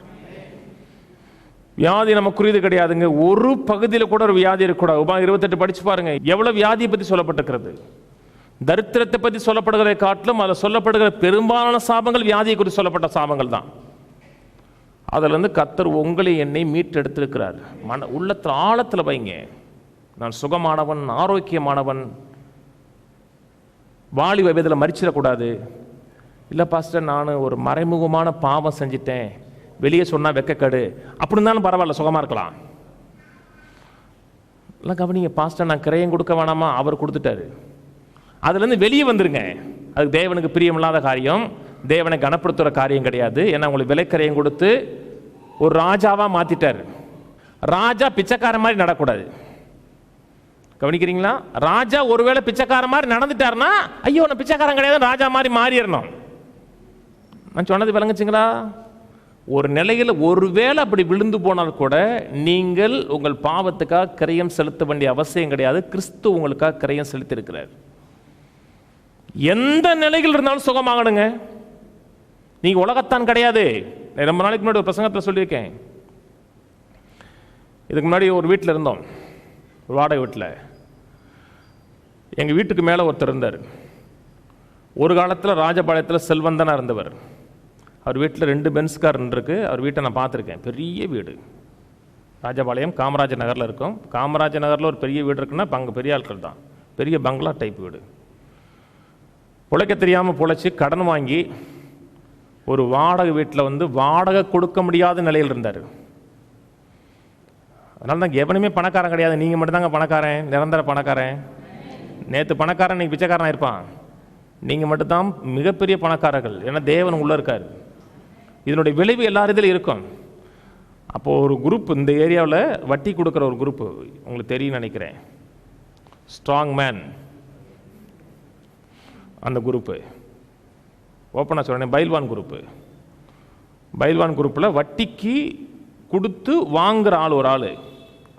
என்ன இருந்தாலும் மதிப்பார். கீ விட்டு வரும்போதெல்லாம் பாஸ்டையா வணக்கையான்னு சொல்லிட்டு தான் மேலே போவார். அங்கே போய் கால் கத்துவான். கீழே வரும்போதெல்லாம் ஏங்க இப்படி இருக்கீங்க, கத்துறீங்க, பார்த்து அமைதியாக விடுதானே. அவன் அநியாயம் பண்ணுறான் அப்படியாம்பார். அந்த ஆள் எப்போவுமே 2 கிட்னி அந்த ஆளுக்கு ஃபெயில் ஆனவருங்க. அந்த ஆளுக்கு வரான் பார்த்தீங்களா, 2 கிட்னி ஃபெயில் ஆனது. ஏன் இந்த வயசில் உங்களுக்கு ஃபெயில் ஆயிடுச்சுன்னு, எத்தனை குடும்பத்தை அழிச்சிருக்கியான்னாரு. எத்தனை குடும்பம் என்ன அழிஞ்சிருக்குன்னு தெரியுமாயா? அப்புறம் எப்படியா நான் நல்லா இருப்பேனாரு. ஒருவேளை உங்களுக்கு கடந்த நிலை ரட்சிக்கப்படுவதற்கு முன்பாக அப்படி இருந்தால் கூட அந்த சாபம் உங்களை தொடராது. என்றால் விலைக்கரையும் கொடுத்து மீட்கப்பட்டிருக்கிறீர்கள். நான் அதை செஞ்சிட்டேனே, இப்படி செஞ்சிட்டேனே, இப்படி வாழ்ந்துட்டேனே, நைட்டு படுத்தோம்னா தூக்கம் வர மாட்டேக்கு, அதை சிந்திக்காதீங்க. கர்த்தர் விளக்கரையும் கொடுத்து மீட்டாச்சுங்க. இந்த எண்ணம் உங்களுக்குள்ள இருக்குன்றால் சுகமாக வாழுகிறது, சுகத்தில் வாழ்றது ரொம்ப ஈஸிங்க. இன்னைக்கு உலகத்திலேயே மிகப்பெரிய வியாதி என்னங்க? மனசோர்வுங்க, டிப்ரெஷனுங்க. நம்பர் 1 டிசீஸாக தான். அதுக்கு மருந்தே கிடையாதுங்க. ஏன் மனசு கண்டதை சிந்திக்கிறோம், நெகட்டிவாக சிந்திக்கிறோம். ஆனால் நான் மீட்கப்பட்டிருக்கிறேன், தேவனுடைய பிள்ளையாக இருக்கென்றால் மனசோர்வுலேருந்து வெளியே வருவது மிக எளிது. டக்குன்னு வெளியே வந்து புதிய மண்டலத்துக்குள்ளே போயிடலாம். இன்னைக்கு மீட்பில் ஒரு முக்கியமான காரியம் பேச விரும்புகிறேன். மீட்பு என்பது எக்ஸ்சேஞ்ச் நடந்த இடம் தான், பரிமாற்றம் நடந்த இடம் தான். இந்த மீட்பை விளக்குவதற்கு பழைய ஏற்பாட்டு காலத்தில் பலிகள் மூலமாக நல்லா விளக்கியிருக்காங்க. அதனால நான் ஆரம்பத்திலே சொன்னேன், புதிய ஏற்பாடுங்கிறது தியரி, பழைய ஏற்பாடுங்கிறது பிராக்டிக்கல். இந்த தியரி எப்படிப்பட்டதுன்னு விளங்கலன்னா பிராக்டிக்கலை பார்த்தீங்கன்னா செய்முறை விளக்கம் இங்கே இருக்கும். நான் சொன்னது விளங்குச்சுங்களா? ஒரு சயின்ஸ்லேயே ஒரு பாடம் சொல்லி கொடுக்குறாங்க, தியரி சொல்லி கொடுக்கும் விளங்கலை, அப்படி ப்ராக்டிக்கல் பண்ணி கொடுக்குறாங்கன்னு ஒரு விளங்கிடும். புதிய ஏற்பாட்டுடைய விளக்க உரை பழைய ஏற்பாடு. நான் கவனிக்கிறீங்களா? பழைய ஏற்பாட்டில் இந்த பலிகள், இந்த சப்ஸ்டிடியூஷனரி ஒர்க்குங்கிறாங்க இல்லையா, ஒரு ஆளுக்கு பதிலாக இன்னொரு ஆள் மரிப்பது, இது எங்கே இருக்குன்னா பழைய ஏற்பாட்டில் இருக்கிறதுலாம் கிறிஸ்துவுக்கு அடையாளமாக இருக்கிறது. லேவியராகம் திருப்போம். லேவியராகம் 16:20 வாசிப்போம். லேவியராகம் 16 முழுவதும் பலிகளை குறித்து பேசுகிற 20ஆம் வசனம். அவன் இப்படி பரிசுத்தலத்துக்கும் ஆசரிப்பு கூடாரத்துக்கும் பலிபீடத்துக்கும் பிராயத்தம் செய்து தீர்த்த பின்பு உயிரோடு இருக்கிற வெள்ளாட்டு கடாவை சேர பண்ணி அதன் தலையின் மேல் ஆரோன் தன் 2 கைகளையும் வைத்து அதன் மேல் இஸ்ரவேல் புத்தருடைய சகல அக்கிரமங்களையும் அவர்களுடைய எல்லா பாவங்களினாலும் உண்டான அவர்களுடைய சகல மீறுதல்களையும் அறிக்கையிட்டு அவைகளை வெள்ளாட்டு கடாவினுடைய தலையின் மேல் சுமத்தி அதை அதற்காக ஆள்வசமாய் வனாந்திரத்தில் அனுப்பிவிட கடவன். அந்த வெள்ளாட்டு கடா அவர்களுடைய அக்கிரமங்கள் எல்லாம் தன்மேல் சுமந்து கொண்டு குடியில்லாத தேசத்துக்கு போவதாக அவன் அந்த வெள்ளாட்டு கடாவை வனாந்திரத்தில் போகவிட கடவன். இந்த போக்காடை பற்றி பேசுகிறது. 2 ஆடு எடுக்கணும், ஒரு ஆட்டின் மேல முதல்ல கையை வைக்கணும். இது முழு தேசத்திற்காக பிரதான ஆசாரியன் செய்யறது. கவனிங்க, தனி மனிதன் தன்னுடைய பாவத்துக்காக செய்யறது கிடையாது. லேவியராகம் 1-7 வரை சொல்லப்படுகிற பலிகள் தனி மனிதன் தன்னுடைய பாவத்துக்காக செய்யறது. அவனே ஆட்டை கொண்டு வரணும், அந்த ஆட்டின் மேல அவன் கையை வைக்கணும். கவனிக்கிறீங்க? ஆனா பாவ நிவாரண நாள்ல பிரதான ஆசாரியன் முழு தேசத்தினுடைய பிரதிநிதியா நின்று அந்த முழு தேசத்திற்காக, முழு தேசத்தின் பாவத்திற்காக தன்னுடைய கையை கொண்டு போய் ஆட்டின் மேல வைப்பான். ஆற்றின் மேல வைத்து இஸ்ரவேல் மக்கள் செய்த எல்லா பாவங்கள், அக்கிரமங்கள், மீறுதல்கள் அத்தனையும் அந்த ஆட்டின் மேல கன்ஃபஸ் பண்ணுவான். ஆட்டின் மேல கையில வைக்கிறான் என்ன அர்த்தம்? இவனுடைய பதிலாளாக ஐடென்டிஃபை ஆகிறது. இந்த முழு தேசத்துடைய அக்கிரமத்தை அது சுமக்குதுன்னு அர்த்தம். அது சுமந்து கொண்டு போகும். கவனிக்கிறீங்களா? ஒரு ஆடை கொல்லணும், இன்னொரு ஆடை சுமந்து கொண்டு போகிற ஆடாக மாற்றணும். ஏன்னா ரெண்டுமே இயேசு கிறிஸ்துவை காமிக்கிறது. இயேசு கிறிஸ்து ரெண்டுமே ஒரே ஆடா செய்கிறார். கவனிக்கிறீங்களா? அந்த ஆட்டை கொண்டு போய் ஆள் இல்லாத வனாந்திரத்தில், தண்ணியே இல்லாத இடத்துல விட்டுட்டு வந்துடுவாங்க. அந்த ஆடு அங்கே அலைஞ்சு திரிஞ்சு செத்து போயிடும். பாஸ்டர், அந்த ஆடு பாவம் இல்லையா பாஸ்டர்? உங்களை விடுவோமா? போய் உங்களை விடுவோமா, ஆடை விடுவோமா? எப்படி? ரொம்ப பேருக்கு அது ஒரு கேள்வி. ஆடு எப்படி பாஸ்டர்? வேணா உங்களை விட்டு பார்ப்போம். நீங்க உங்களுடைய பாவங்க அது. இதெல்லாம் ஏன் காமிக்கிறேன்னா, இந்த ஆடு சிலுவைக்கு போவார். இந்த ஆட்டை பத்தி பிக்சரே கிடையாது. உலகத்தில் அத்தனை மக்களுடைய பாவத்தையும் காலாகாலத்துக்கும் சுமந்து தீர்க்கக்கூடிய தேவ ஆட்டுக்குட்டியாக அவர் மேல எல்லா பாவங்களும் வைக்கப்பட்டு பாவத்தை சுமந்து தீர்ப்பார். கவனிக்கிறீங்களா? அந்த ஆடு வருஷத்துக்கு ஒரு முறை செய்யணும். இந்த ஆடு ஒரே பலியினால் என்றென்றைக்கு நம்முடைய பாவங்களை நிவர்த்தி செய்திருக்கிறார். ஒரே பலி. கவனிக்கிறீங்களா? இன்னைக்கு ஆண்டவருக்காக உண்மையாக, உத்தமமாக ஆண்டவருக்காக நன்றி சொல்லி வாழ்வதற்கு 1000 காரணங்கள் இருக்குங்க. ஆண்டவரை பிரியப்படுத்தாம உங்களோட சுய வழிகளை வாழ்றீங்கன்னா உங்களை காட்டிலும் முட்டாள்கள் இந்த உலகத்தில் யாருமே கிடையாது. நான் உங்களை சொல்லலை, அப்படி வாழ்ற ஆளை பற்றி சொல்றேன். இவ்வளவு நன்மை செஞ்சிருக்கிறாரு. உங்களுடைய இடத்தை அவர் எடுத்து, நீங்க போக வேண்டிய பாவ இடத்தை அவர் எடுத்து, உங்களுக்காக பாவ நிவாரண பலியாக அவர் மரித்தாருங்க. தேவன் அன்புள்ளவர், கிருபையுள்ளவர். ஆனால் பாவத்தை கண்டும் காணாமல் விடுகிற தேவன் அல்ல. அவருக்கு நேசமான ஆளா இருந்தாலும் சரி, பாவத்தின் சம்பளம் மரணம், பாவம் செய்கிற ஆத்மா செத்தே ஆகணும். அதுக்கு வேற எக்ஸ்கியூஸே கிடையாது. இன்னைக்கு நீங்களும் நானும் தண்டிக்கப்பட வேண்டும், வியாதிக்குட்படுத்தப்பட வேண்டும், வாலிப வயதில் மரிக்க வேண்டும். அதான் எனக்காக நீங்க நியமிக்கப்பட்ட நீதி. ஆண்டவர் தன் அன்பின் நிமித்தம், கிருபை நிமித்தம் தன் நேசகுமாரன் இந்த பூமிக்கு அனுப்பி உங்களுடைய பதிலாளாக அவர் மரிக்க வந்தாருங்க. பாவத்தை சுமந்து தீர்க்கக்கூடிய தேவ ஆட்டுக்குட்டியா வந்தார். கவனிங்க,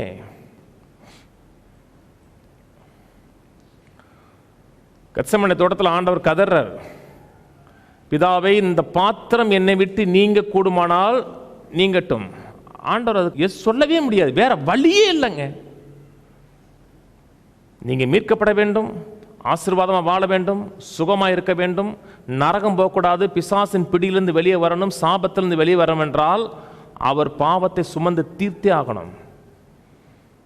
அப்புறம் தான் சொல்றார், ஆகிலும் என்னுடைய சித்தத்தின்படி அல்ல, உங்களுடைய சித்தத்தின்படி. ஆண்டவர் உங்களுக்கு செய்த நன்மைகள் ஏராளங்க. நீங்க மரிக்கணும், நான் வியாதிப்படணும், அவாலிபதில் மரிக்கணும், அத்தனையும் தேவன் உங்களுக்காக எனக்காக செய்து உங்களை மீட்டு எடுத்திருக்கிறார். ஒரு வசனம் வாசிங்களே, சங்கீதம் 126 எடுங்க. 1-2.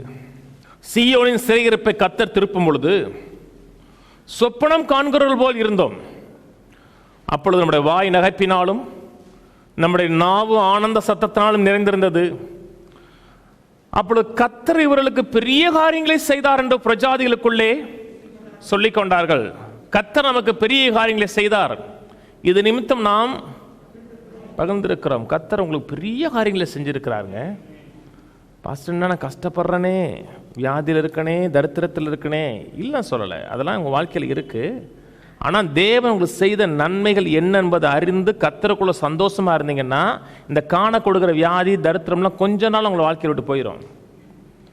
இதை எதை மனதில் வைக்கணுமோ அதை ஃபோக்கஸ் பண்ணுங்க. நீங்கள் தேவனுக்கு நன்றி சொல்வதற்கு, தேவனில் மகிழ்ந்திருப்பதற்கு 1000 காரணங்கள் இருக்கு. சங்கீதம் 103 கடைசியில் சொல்றாங்க, பெருமாள் சர்ச்சை முடிஞ்சோன்னு சொல்லுவாங்க, என் ஆத்மாவே கர்த்தரை சோத்திரி, முழு பிரச்சனை சோத்திரி, ஆத்மாவே கர்த்தரை சோத்திரி, அவர் செய்த சகோதரன் மறவாதே. என்ன செஞ்சார் அதுக்கப்புறம் தெரியாது. அந்த 2 வசனம் மனப்பாடமா சொல்லிடுவாங்க. ஏன் சொல்லிடுவாங்கன்னா, முடிஞ்சிரா, அப்பாடா பிரசங்கம் முடிஞ்சிரா, ஓடிடலாம், ஜெபம் முடிஞ்சு. என்ன உபகாரங்கள், அக்கிரமங்கள் எல்லாம் மன்னித்திருக்கிறார், நோய்கள் எல்லாம் குணமாக்கி இருக்கிறார், உன் பிராணின் அழிவுக்கு விலக்கி மீட்டிருக்கிறார், கிருபையினாலும் இரக்கத்தினாலும் உங்களை முடிசூட்டி இருக்கிறார், தகப்பன் இறங்குறது போல உங்களுக்கு இறங்கி இருக்கிறார், கிழக்குக்கும் மேற்குக்கும் எவ்வளவு தூரமோ அவ்வளவு தூரமோ பாவத்தை தூக்கி போட்டிருக்கிறார், தேவதூர்களை உதவியை கொடுத்திருக்கிறார், உன் வாயை நன்மையினால் திருப்தி ஆக்கியிருக்கிறார், கழுகுக்கு சமானமாக திரும்ப வயதை வாழ வயது போலாக்கி இருக்கிறார். இவ்வளவு செஞ்சிருக்கிறாருங்க. இப்படிலாம் எப்படி செஞ்சாருன்னா மீட்டு எடுத்ததுனால வந்துச்சு. நாம் தான் கிரயம் கொடுக்கணும், நாம் தான் பாவம் செஞ்சோம், நாம் தான் பாவ கடன் பட்டோம், நாம் தான் கிரயம் கொடுக்கணும். ஆனால் நம் கிரயம் கொடுக்க முடியாது, ஏனென்றால் பாவ சங்கிலியில் கட்டப்பட்டிருக்கிறோம். அது இல்லாத ஒருத்தர் வெளியே இருந்து கிரயம் கொடுக்கணும். ஆண்டவர் வில்லிங்கா வர்றார். அவருக்கு பாவ கடன் இருக்கா? அவர் மீறினாரா? பிதாவின் சித்தத்தை ஏதாவது மீறினாரா? டோட்டலா கீழ்ப்படிந்தவர். தேவனோட சகல ஆசீர்வாதத்துக்கும் அவர் ஒருவர் மாத்திரம் பாத்துறார். அப்படி இருந்தும் ஒரு அக்கிரமக்காரனுடைய நிலையை, ஒரு பாவியுடைய நிலையை, ஒரு துன்மார்க்கனுடைய நிலையை அவர் எடுக்கிறாரு. என்ன அன்புங்க இதெல்லாம்! கிருபைன்னா சும்மா கிடையாதுங்க. ஒரு அக்கிரமக்காரன், ஒரு அநியாயக்காரன், அவனுடைய இடத்தை எடுத்து அவனுக்கு வர வேண்டிய மரண உபாதையை இவர் எடுக்கணும். சித்தம் கொண்டு வில்லிங்கா எடுக்கிறாருங்க. இருக்கிறதுலே கொடிய நேரம் 12-3 தான். மற்றதை அடி வாங்கினது அதெல்லாம் கற்பனை கட்டாது. அதெல்லாம் இருக்கிறதுலேயே கொடிய நேரம் 12-3. சில பேர் மறிக்கும் போது 12-3 மணி அந்த அந்தகாரம் சொல்லுது பார்த்தீங்களா? அந்த நேரத்தில் தான் கத்துறார், என் தேவனே என் தேவனே ஏன் என்னை கைவிட்டீர் என்றால் ஒரு பலியாக கைவிடப்பட்டார். குமாரனாக கைவிடப்படலைங்க, ஒரு பலியாக கைவிடப்பட்டார். அவர் கைவிடப்படவில்லை என்றால் நீங்கள் நானும் இன்னைக்கு தேவனால் கைப்பிடிக்கப்பட முடியாது. நீங்களாம் நரகம் போயிருக்கணும், இன்னைக்கு நரகம் போக வேண்டிய அவசியம் கிடையாது. பாதாளத்தின் தண்டனை போக வேண்டிய அவசியம் கிடையாது. வாலிப வயதில் மறிக்க வேண்டிய அவசியம் கிடையாது. வியாதியில் பாடுபட அவசியம் கிடையாது. தன் மரணத்தின் மூலமாக மரணத்தின் அதிகாரிக்கு ஒரு முடிவை ஏற்படுத்தி கொடுத்தாரு. ஏன்? மீட்புங்க. சுகங்கிறது சும்மா வரல, பல நழுவி பாலில் விழல. போக வேண்டிய நேரம் வந்தா போக வேண்டியதானே, அப்புறம் எதுக்கு மீட்கணும்? போயிட வேண்டியதானே, எதுக்கு மீட்கணும்? சாகணுங்கிற எண்ணம் வந்துச்சுன்னா அழிச்சிருங்க, ஆசிட்டை போட்டு அழிச்சிருங்க. இருக்க போல செத்தரலாம், பேசவே கூடாது. இருக்க பதிலாக இருக்கலாம், நல்லா இருக்கலாம், தீர்க்காயுசா இருக்கலாம், சுகமா இருக்கலாம், அதை பேசுங்க. நல்ல வார்த்தைகளை பேசுங்க. பிசாசுடைய லாங்குவேஜ் பேசாதீங்க, தேவனுடைய லாங்குவேஜ் பேசுங்க. பரலோக மொழியை பேசுங்க. வியாதி, மரணம், தரித்திரம் எல்லாம் பிசாசுடைய மொழி. மனிதனுக்கு மரண வாழ்க்கையில் எப்படி கொன்றுவேன், ஏன்னா எங்க இருந்து கத்துக்கிட்டீங்க நீங்க? பரலோகத்திலிருந்தா? நல்ல வார்த்தைகளை, தேவனோட வார்த்தைகளை, மீட்பில் சம்பாதித்து கொடுத்த வார்த்தைகளை வாயை திறந்து பேசுங்க. நான் சொன்னது புரியுதுங்களா? மத்தேயு திருப்போம். பழைய ஏற்பாடு விளக்க உரை, புதிய ஏற்பாடு அதை இயேசுடைய பாடுகளே ஆரம்பிக்குது. இங்கே என்ன நடக்குதுங்கிற காரியம். மத்தேயு 26 49 50 வசனம் வரை. உடனே அவன் இயேசுவினிடத்தில் வந்து, அதாவது யூதாஸ் காரியத்து, உடனே அவன் இயேசுவினிடத்தில் வந்து ரபி வாழ்க என்று சொல்லி அவரை முத்தம் செய்தான். இயேசு அவனை நோக்கி, சிநேகிதனே, என்னத்திற்காக வந்திருக்கிறாய் என்றார். அப்பொழுது அவர்கள் கிட்ட வந்து இயேசுவின் மேல் கை போட்டு அவரை பிடித்தார்கள். அப்பொழுது இயேசுவோடு இருந்தவர்களில் ஒருவன் கை நீட்டி தன் பட்டயத்தை உருவி பிரதான ஆசானுடைய வேலைக்காரனை காதர வெட்டினான். அப்பொழுது இயேசு அவனை நோக்கி, உன் பட்டயத்தை திரும்ப அதன் அறையிலே போடு, பட்டயத்தை எடுக்கிற எவனும் பட்டயத்தினாலே மடிந்து போவான். அதுக்கப்புறம் உங்களுக்கு சம்பவம் தெரியும். அங்கே பலி பார்த்தோம். லேவியராம் 16 பலியின் மேல கை வைக்கிறான். இங்கே இவரை பிடிப்பதற்காக ஜனக்கூட்டம் இவர் மேல கை வைக்குது.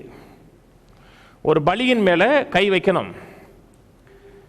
இயேசுவை அடிக்கும்படியாக ஒப்பு கொடுத்தவர்கள் யூதர்கள்.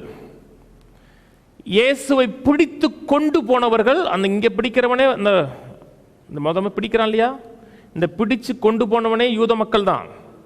ஏன்னா அந்த கெத்செமனே தோட்டத்தில் பிடிக்கிற ஆட்கள் வந்து ரோம போர்ச்சவர்கள் கிடையாது, அந்த சனகரிப் சங்கத்துடைய போர்ச்சேவர்கள். இவன் பிடிக்கிறான், இவனுடைய கை மேல படுது. அதுக்கப்புறம் அடிச்சு கொன்றது, அவரை ஆணி அடிச்சு உபத்திரவப்படுத்தினது முழுக்க ரோமர்கள். ரோமர்களுடைய கையும் அவர் மேல இருக்கிறது, யூதர்களுடைய கையும் அவர் மேல இருக்கிறது.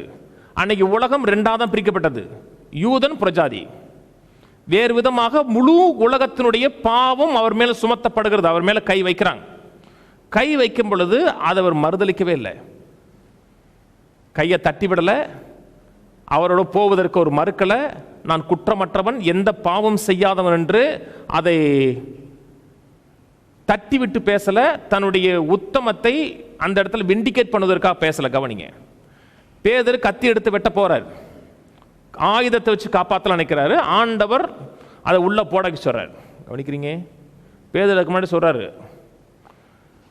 யார் உண்மை காட்டி கொடுத்தா கூட நான் காட்டி கொடுக்க மாட்டேன். பேதர் சொல்லும் பொழுது உண்மையாதாங்க சொன்னார். அவர் யாரு மறுதளிச்சா கூட மறுதளிக்க மாட்டேன். வைராக்கியம், அநேக நேரத்தில் நம்ம வைராக்கியம் பேசும், ஆனால் மாம்சம் பலவீனமானது நமக்கு தெரியாது. வைராக்கியத்தில் எவ்வளோ டிசிஷன் எடுத்தீங்க நீங்கள்? ஒவ்வொரு புது வருஷத்தில் எவ்வளோ டிசிஷன் எடுத்தீங்க? அந்த டிசிஷன் எங்க? அது எங்கேயோ பறந்துருச்சு. உங்களுக்கு மாம்சத்தில் எடுக்கிற எந்த வைராக்கியத்தையும் உங்களால் செயல்படுத்த முடியாதுங்க. முழுக்க முழுக்க தேவனை சார்ந்திருக்கணும்.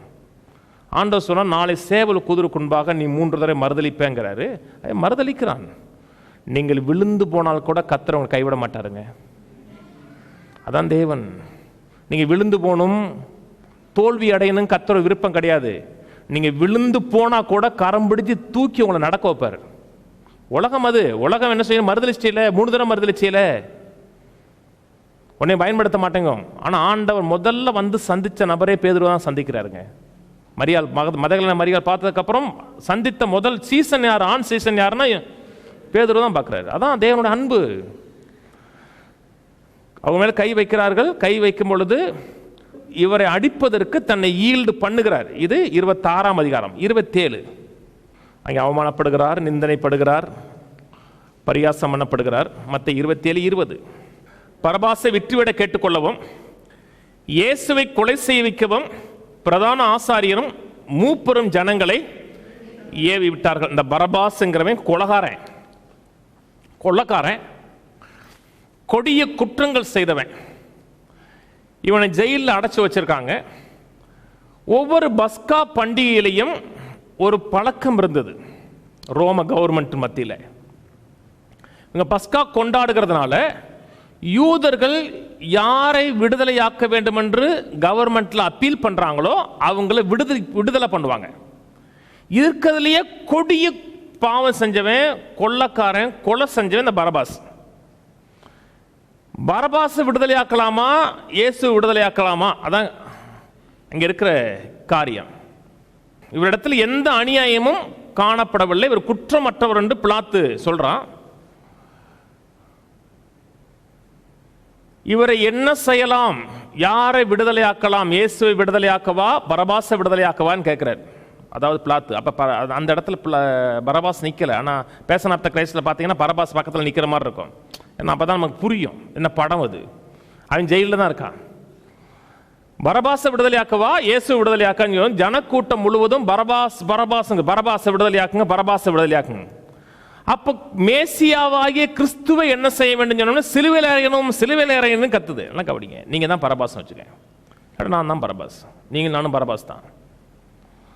இன்னைக்கு மெய்யாவே பரபாஸா தாங்க இருக்கிறோம். பரபாஸ்னா என்ன? அப்பா மகன். இன்னைக்கு மெய்யான பரபாசா நம்ம இருக்கிறோம். ஒரு காலத்தில் கெட்ட பரபாசா இருந்தோம். ஜெயிலில் இருக்கிறோம். ஜனக்கூட்டம் முழுவதும் இவன் பேசுறது கேட்கல. என்ன? சிங்கிள் மேன் வாய்ஸ் தான், ஒரு மனிதனுடைய வாய்ஸ் தான் பிலாத்துடைய வாய்ஸ். யாரை விடுதலை செய்யணும்னு கேட்கும்போது பரபாசை விடுதலை ஆக்கணுங்கிறாங்க. பரபாஸ் சத்தம் கேட்குது. இயேசுவை என்ன செய்யணும்னா சிலுவையில் அறையணும் கேட்குது. இப்போ பரபாஸ் உள்ள இருக்கான். அவனுக்கு என்ன கேட்கணும்? பரபாசை சிலுவையில் அறையுங்க, அப்படிதான் அவனுக்கு கேட்கும். அவனுக்கு கேட்ட சத்தம் என்ன? முதல்ல பரபாஸ்ன்னு கேட்டுச்சு. அதுக்கப்புறம் கொஞ்ச நேரம் கழிச்சு சிலுவையில் அறையணும் கேட்டுச்சு. அதான் தனக்கு நடக்க வேண்டும்னு எதிர்பார்த்து வந்தான். கீழே வாசிங்க.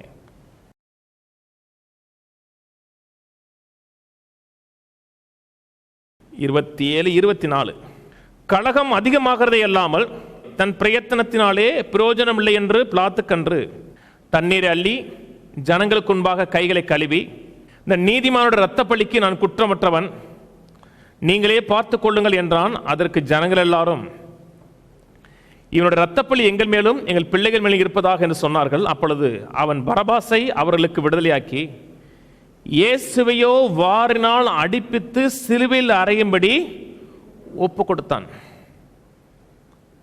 பரபாஸ் நினைச்சது தன்னை சிலுவையில் அறைவார்கள், தன்னை ஆக்கினைக்குட்படுத்துவார்கள், சிலுவை மறந்து கொண்டு வான்னு நினைச்சது. ஆனால் இங்கே வெளியே வந்து சிலுவை மரத்தை பார்க்கும்போது நாம் சுமக்கணும்னு நினைக்கிறான். இவனை கட்டவிழ்க்கிற நேரத்தில், அதாவது பரபாசை விடுதலையாக்கிற நேரத்தில் இயேசுவை கொண்டு வந்து அந்த தொழுவத்தில் கட்டுறாங்க அடிக்கும்படியாக. பரபாஸ் விடுதலையாக்கப்பட வேண்டும் என்றால் இயேசு அடிக்கப்பட வேண்டும்.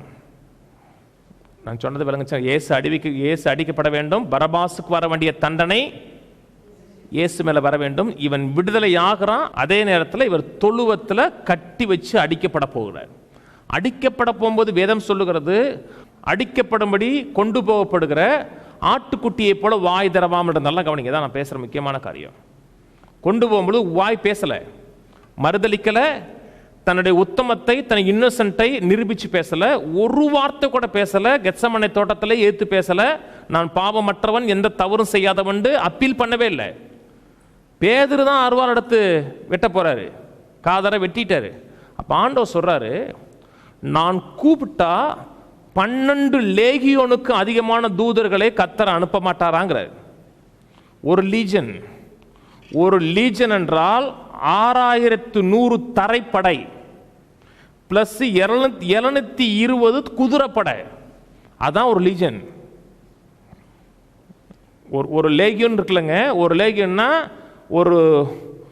ஒரு ரோமன் ரெஜிமெண்ட், ரோமனுடைய படை இருக்கு இல்லையா, ஒரு ரோமன் ரெஜிமெண்ட். ஒரு ரோமன் ரெஜிமெண்ட்ல ஒரு லீஜன் என்றால் 6100 தரைப்படை வீரர்கள், 720 குதிரைப்படை வீரர்கள். அதான் ஒரு லீஜன். ஆண்டவர் சொன்னது 12 லீஜன். ஒரு தேவதூதன் 1,15,000 பேரா ஒருத்து வெட்டுவானே வந்து, அவ்வளவு பேர் ஒரு தேவதூதன் செய்வான். 60,000 70,000 தேவதூதன் வந்தான்னா அங்க இருக்கிற அத்தனை பேரும் தரமட்டமாக்கிடுவான். ஆண்டவர் வாய்ப்பே திறக்கல. ஏன் திறக்கல என்றால், இவர் வாய் திறந்திருந்தார் என்றால் அத்தனை பேரும் செத்துருப்பான். அன்னைக்கு பரபாஸ் விடுதலையாக்கப்பட வேண்டும், பரபாஸ் மீட்கப்பட வேண்டும் என்றால் இவர் அடிக்கப்பட வேண்டும். நல்லா கவனிங்க. 1 பேதுரு 2:24 சொல்லுகிறது, நாம் பாவத்துக்கு செத்து நீதிக்கு பிழைத்திருக்கும்படி அவர் தாமே தமது சரீரத்தில் நம்முடைய பாவங்களை சிலுவையின் மேல் சுமந்தார், அவருடைய தழும்புகளால் சுகமாகிறோம். எப்படி சுகமாகிறோம்? தழும்புகளால் சுகமாகிறோம். வாய் பேசல, மறுதளிக்கல, அடிக்கப்படும்படி கொண்டு போடும் ஆட்டுக்குட்டியை போல வாய் தரமாமல் இருக்கிறார். இவர் மேல ஒரு அடி விடுவதற்கு ஒரு பாத்திரமான ஆள் கிடையாது. வாய் திறவாமல் போறார். அவர் மேல அடிக்கப்படுகிற ஒவ்வொரு அடிகளும் வியாதியின் அடிகள். அவருடைய தழும்புகளான சுகமாகறங்க. கவனிக்கிறீங்க? அடிக்கப்படுகிறார் என்றால் நமக்கு வர வேண்டிய சாபம் அவர் மேல விழுதுன்னு அர்த்தம். ஒவ்வொரு அடிகளும் நியாயப்பிரமாணத்தின் சாபங்கள். நான் சொன்னது விளங்குச்சுங்களா? எதுக்கு அடிக்கப்படுகிறார்? நமக்கு வர வேண்டிய தண்டனை, ஆக்கினை தீர்ப்பு, நியாய தீர்ப்பின் சாபம் அவர் மேல விழுது. ஒவ்வொரு அடியும் நம்மை சுகமாக்கக்கூடிய அடிகள். நமக்கு வெளியிருந்து பார்க்கும் பொழுது வெறும் சரீர அடிகளாக தான் தெரியும். ஆனா நியாயப்பிரமாணத்தின் சாபத்தினுடைய வியாதியின் அடிகள் அவர் மேல விழுகிறது. அவருடைய தழும்புகளா நாம் குணமாகிறோம்னு அர்த்தம். நான் சொன்னது புரியுதா? நீங்களும் நீ சுகமாக்கப்பட வேண்டும், மீட்கப்பட வேண்டும், தேவனுடைய பிள்ளையாக மாற வேண்டும் என்றால் அவர் அடிக்கப்பட வேண்டும், அவர் காயப்பட வேண்டும், அவர் மேல நியாய தீர்ப்பு விழ வேண்டும். அவர் அப்படியே அதை ஈல்டு பண்ணுகிறார். எதிர்த்து ஒரு வார்த்தை பேசல. அத்தனை அடிகளையும் பொறுமையா வாங்குறார். இயேசு மரித்து அடக்கம் பண்ணப்பட்டு உயிர் தெழுந்து உலகம் முழுவதும் காஸ்பல் போகுது. அப்போஸ்தலனாகிய பவுல் தேவனால் நியமிக்கப்பட்ட ஒரு அப்போஸ்தலனாக பிரசங்கம் பண்ணுகிறார். பிரசங்கம் பண்ணிட்டு புறஜாதி மக்கள் போயிட்டு திரும்பி எருசலேமில் வந்து காஸ்பல் அறிவிக்கிறார். காஸ்பல் அறிவிக்கும் பொழுது சுவிசேஷம் புறஜாதிகளுக்கும் போதுன்னு சொன்ன உடனே இவனை பிடிச்சு கொன்றணும்னு பெரிய கலகம் கட்டுக்கடங்காமல் இருக்கு. கவனிக்கிறீங்க? அப்போ அப்போஸ்தலனாகிய பவுல் சில லாங்குவேஜ் பேசுறார். கவனிங்க. அப்போஸ்தலர் திருப்போம். அப்போஸ்தலர் 22. இயேசு கிறிஸ்து அடிக்கப்படும்படி கொண்டு போகப்படும் பொழுது வாய் திறக்கல. நம்முடைய மீறுதல் நிமித்தம் நொறுக்கப்பட்டால், அக்கிரமித்தம் தண்டிக்கப்பட்டால் நமக்கு சமாதானத்தை உண்டு பண்ணும் ஆக்கினை தீர்ப்பு அவர் மேல் வந்தது, அவருடைய தழும்புகளால் குணமாகிறோம். அப்போ ஒரு வார்த்தை பேசல. அப்போஸ்தலர் 22-24. சேனாதிபதி அவனை கோட்டைக்குள்ளே கொண்டு வரும்படி கட்டளையிட்டு அவர்கள் இவனுக்கு விரோதமாக இப்படிப்பட்ட கூக்குரலிட்ட முகாந்திரத்தை அறிவிக்கும்படி அவனை சவுக்கால் அடித்து விசாரிக்க சொன்னான். மக்கள் கூட்டம் பெருகுது, கத்துறாங்க. கத்தும் பொழுது என்ன குற்றம் என்று அவன் வாயிலிருந்து எடுக்கும்படியாக சவுக்கால் அடித்து விசாரிக்க சொன்னான். கவனிங்க. அந்த இயேசு தொழு மரத்தில் கட்டுறான் பார்த்தீங்களா, அந்த இடம். அடிப்பான், கேட்பான், என்னன்னு கேட்பான். அவன் விரும்புகிற பதில் வர அடிப்பான். அடிக்கிறன்னா பிச்சு உதறிடுவாங்க. அநேக சொல்றாங்க அப்படிப்பட்ட அடி எடுக்கும்போது பாதி பேர் செத்தே போயிடுவாங்கிறாங்க. ஏன்னா அதுக்காகவே சோறு போட்டு வளர்க்குற குண்டைங்க இருப்பாங்க, பிச்சிருவாங்க, கீழே போடு. அந்தபடி அவர்கள் அவனை வாரினால் அழுத்த கட்டும் பொழுது பவுல் சமீபமாய் நின்ற 100க்கு அதிபதியை நோக்கி, ரோமனும் நியாயம் விசாரிக்கப்படாதனுமாய் இருக்கிற மனுஷனை அடிக்கிறது உங்களுக்கு நியாயமா என்று கேட்டான். நல்லா கவனிங்க. வாய் திறக்கிறான். அவர் வாய் திறக்கல, இவர் திறக்கிறார். என்ன சப்ஸ்டிடியூஷனரி ஒர்க்கு. நம்முடைய பதிலாளாக அவர் அங்கே மறிக்கிறார். அதனால அவர் வாய் பேசல. நமக்கு வர வேண்டிய தண்டனை அவர் மேல விழுந்தா தான் நாம் சுகமாகணும். இப்ப அவர் மேல விழுந்ததுக்கு அப்புறம் நாமும் வாய் திறக்காமல் இருக்கக்கூடாது, வாயை திறந்துடணும். பவுலுக்கு இப்ப தெரியுது, முதல்ல தெரியல. கவனிங்க. ஆரம்ப நாட்கள் நம்ம தெரியாமல் இருக்கலாம். சத்தியம் தெரிய தெரிய சத்தியத்துக்கு ஏற்றபடி நடக்கணும். முதல்ல பவுல ஒரு வட்டம் அடி பிக்கிறான் தெரியுமா? அப்போஸ்தலர் 16ஆம் அதிகாரத்தில் அடிச்சு தொழுமரத்தில் கட்டி வச்சு உரிச்சிட்டாங்க இவரையும் பவுலையும் சீலாவையும். அப்போ பேசியிருக்கலாம் இதே லாங்குவேஜ், தொட முடியாதுங்க. ஆனால் அப்போ அவருக்கு தெரியலை, இப்போ தெரியுது. இப்போ தன்னுடைய உரிமை என்னன்னு தெரியுது. பக்கத்தில் அடிக்க வரும் பொழுது இயேசு வாய் திறக்கல, ஒரு வாயை திறக்கிறார். பவுல் சவுமாய் நின்ற நூற்றுக்கு அதிபதி நோக்கி, ரோமனும் நியாயம் விசாரிக்கப்படாதனுமா இருக்கிற ஒரு மனுஷனை அடிக்கிறது உங்களுக்கு நியாயமா என்றான். நூற்றுக்கு அதிபதி அதை கேட்டு சேனாதிபதியினிடத்தில் போய் அதை அறிவித்து, நீ செய்ய போகிறதை குறித்து எச்சரிக்கையாகிறோம். இந்த மனுஷன் ரோமன், இந்த மனுஷன் ரோமை, அதாவது இவர் யூதன், இவர் ரோமன் கிடையாது, யூதன். ஆனால் ரோம குடியுரிமை உள்ளவர். அந்த நாட்களில் ரோம குடியுரிமை இருக்கிறது என்றால் மதிப்புள்ள ஒரு குடியுரிமை. ஈஸியாக அவங்கள அடிக்க முடியாது, ஈஸியாக அவங்கள விசாரித்து கண்டம் பண்ணிட முடியாது. உங்கள் மேலே ஒரு சார்ஜ் ஷீட் போட்டால் கூட நீங்கள் சீசருக்கு அப்ளை பண்ணலாம். சீசனா ராயன் இருக்கா பார்த்தீங்களா, ராயனுக்கு அப்ளை பண்ணலாம். மற்றெல்லாம் அப்ளை பண்ண முடியாது, சொன்னோம்னா முடிஞ்சு அப்படி திருவிழா அடைஞ்சிருவாங்க. இவர் தன்னுடைய சகல உரிமை இப்போ நிலைநாட்டுறாருங்க. ஒரு குற்றம் சாட்டப்படாத, குற்றம் என்னன்னு நிரூபிக்கப்படாத ஒரு ரோமன் மேல கை வைக்கலாமான்னு சொன்ன உடனே பயந்துட்டான் அத்தனை பேரும். சேனாதிபதி பயப்படுறான். கவனிக்கிறீங்களா? சிட்டிசன்ஷிப், குடியுரிமை. வேதம் சொல்லுகிறது நம்முடைய குடியிருப்போ பரலோகத்தில் இருக்குன்னு. உங்களுடைய சிட்டிசன்ஷிப் ஹெவன்லி சிட்டிசன்ஷிப். சீசர்கள் இயேசுவின் நாமத்தில் பேய் பிசாசெல்லாம் விரட்டிட்டு வர்றாங்க. நம்முடைய நாமத்தில் அற்புதங்கள் நடக்குது, அது நடக்குது, இது நடக்குன்னு சொன்ன உடனே ஆண்டவர் சொன்னார், பேய்கள் ஓடுகிறதை குறித்து சந்தோஷப்படாதீங்க, பரலோகத்தில் உங்கள் பேர் எழுதியிருக்கிறதை குறித்து சந்தோஷப்படுங்கிறார். பரலோகத்தில் உங்கள் பேர் எழுதியிருக்கிறதா? பரலோக லெட்ஜரில் உங்கள் பேர் இருக்கா? பரலோக லெட்ஜரில் உங்கள் பேர் இருக்குன்னா நீங்கள் பரலோக குடியுரிமை உள்ளவன்னு அர்த்தம். பாகிஸ்தானுக்காரனுக்கு இந்தியா ஆதார் அட்டை கொடுக்க மாட்டாங்க. உங்களுக்கு ஆதார் அட்டை இருக்கா?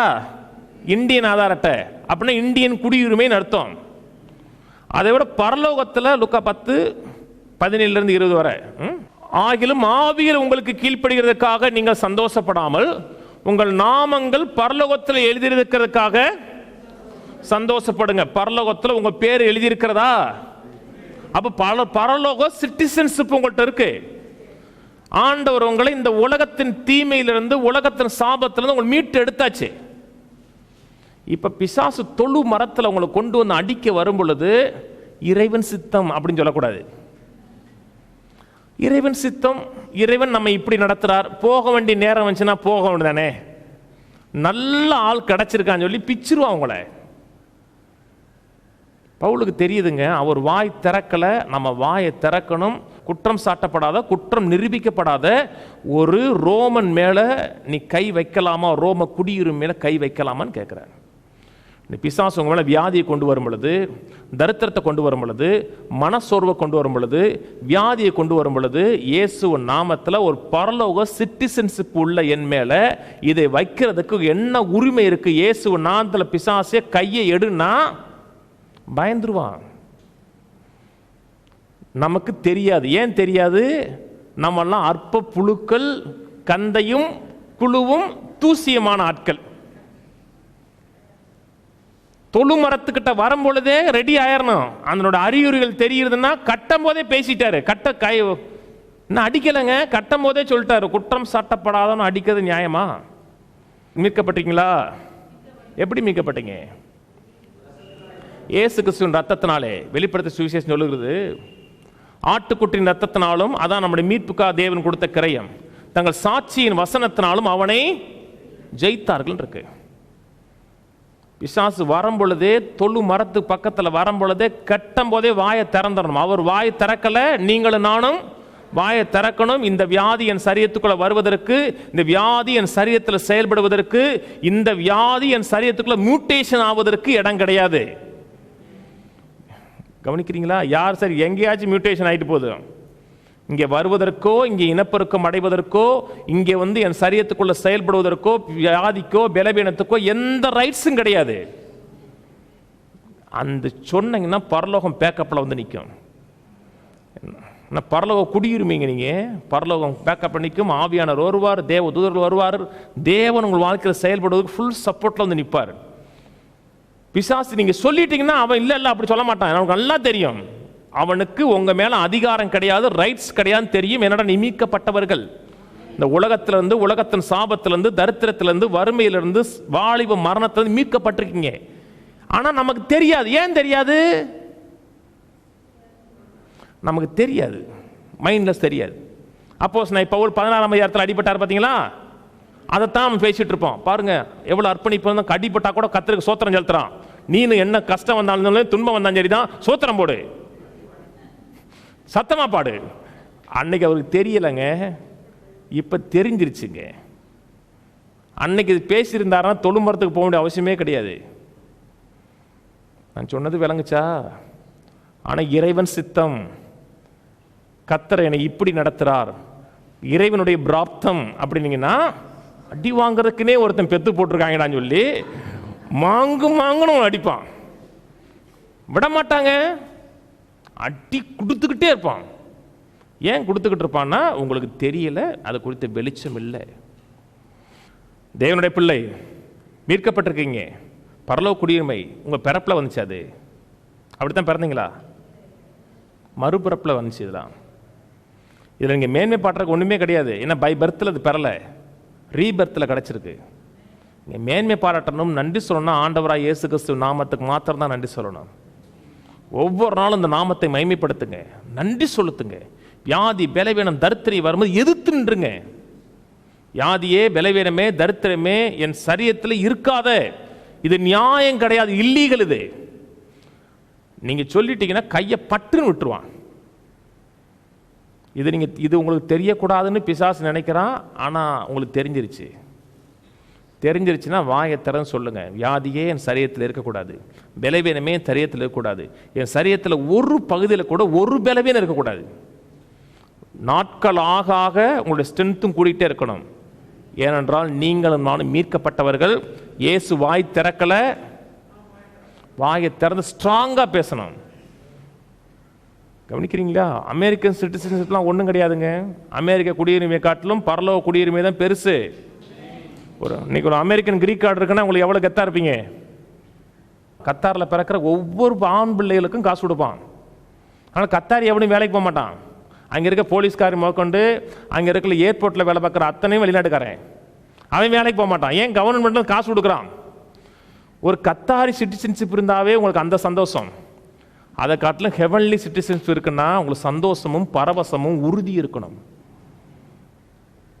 மீட்கப்பட்டவங்க பரலோக பிரஜைங்க, அந்த உணர்வோடு தேவனுக்கு நன்றியோடு வாழுங்க. வியாதி பலவீனம் வந்துச்சுன்னா எதிர்த்துருங்க, சுகத்தோடு ஜீவனோடு வாழலாம். எழுந்து நிற்போம். அடுத்த வாரம் தொடருவோம். சுகமா இருக்கணும், ஆரோக்கியமா இருக்கணும், செழிப்பா இருக்கணும், நிறைவா இருக்கணும், தீர்க்காயுசா இருக்கணும், குறை இல்லாமல் வாழணும். வாலிப வயதில் மறிக்கணுங்கிற எண்ணமே வரக்கூடாதுங்க. வியாதி நம்ம கொள்ளக்கூடாது. கவனிக்கிறீங்க? தீர்க்காயுசா இருந்து செய்ய வேண்டிய வேலையெல்லாம் முடிச்சுட்டு 120 வருஷம் 130 வருஷமோ 140 பரலோகம் எப்படி இருக்குன்னு பார்த்து வந்துடலாமே. அப்படி போயிடணும். இங்கே எல்லாம் பார்த்து பார்த்து போர் அடிச்சிருச்சு. அங்கே போயிட்டு கொஞ்ச நாள் ரெஸ்ட் எடுத்துட்டு அப்புறம் வரேன்ப்பா இயேசு வரும்போது அது வர வாழணும். பரலோகமா நான் இஷ்யூ. பரலோகம் போவியா? உங்களை விட மாட்டாரு. ஏன்னா விலை கொடுத்து வாங்கியாச்சு. உங்களுக்கு சுகமாவதற்கு ஆரோக்கியமாவதற்கு அவ்வளோ கிரயம் கொடுத்துருக்கிறார். அந்த நன்றியோடு அனுபவிப்போம், கர்த்தருக்காக வாழ்வோம். ஜெபம் பண்ணுவோம். பிதாவே, உம்மை துதிக்கிறோம், ஸ்தோத்திரிக்கிறோம். இயேசு நாமத்தில் இடத்தில் வருகிறோம். கொடுக்கப்பட்ட மிகப்பெரிய விலை கிரயத்திற்காக நமக்கு நன்றி. கிரயத்திற்கு கொல்லப்பட்டிருக்கிறீர்களேன்னு சொல்லப்பட்டிருக்கிறதே, வெள்ளினாலும் பொன்னினாலும் அல்ல, இயேசு கிறிஸ்துவின் விலையேறப்பட்ட ரத்தத்தினாலே மீட்கப்பட்டிருக்கிறீர்கள் சொல்லப்பட்டிருக்கிறதே. நாங்கள் மீட்கப்பட்டவர்கள், தேவனுடைய பிள்ளைகள். இந்த விலை கொடுக்கப்பட்ட விலை கிரயத்திற்காக நன்றி செலுத்துகிறோம். அந்த விலை கிரயத்திற்காக உண்டாயிருக்கிற ஆசீர்வாதத்துக்காக நமக்கு நன்றி செலுத்துகிறோம். இயேசுவின் நாமத்தில் இதில் பங்கெடுக்கிற மக்களை ஆசீர்வதிக்கிறேன், குடும்பங்களை ஆசீர்வதிக்கிறேன், பிள்ளைகளை ஆசீர்வதிக்கிறேன். நம்முடைய எல்லையில்லாத கிருபைகள், தயவுகள், ஆசீர்வாதங்கள் ஒவ்வொருடைய வாழ்க்கையில உண்டாக வேண்டுமா ஜெபிக்கிறேன். கர்த்தர் செய்கிறேன், உமக்கு நன்றி. வியாதிகள் எங்களுடையதல்ல, பலவீனங்கள் எங்களுடையதல்ல, குறைவுகள் எங்களுடையதல்ல. பரலோக குடியுரிமைகள் நாங்கள். இந்த உலகத்தில் இருந்தாலும் உலகத்திற்குரியவர்கள் அல்ல. உலகத்தின் வியாதிகள், பலவீனங்கள், மரணங்கள், வியாதிகள் எங்களுடையதல்ல. சுகம் எங்களுடையது, ஜீவன் எங்களுடையது, தீர்க்காயுசு எங்களுடையது அறிவிக்கிறோம். பங்கெடுக்கிற ஒவ்வொருவரை ஆசீர்வதிக்கிறேன்.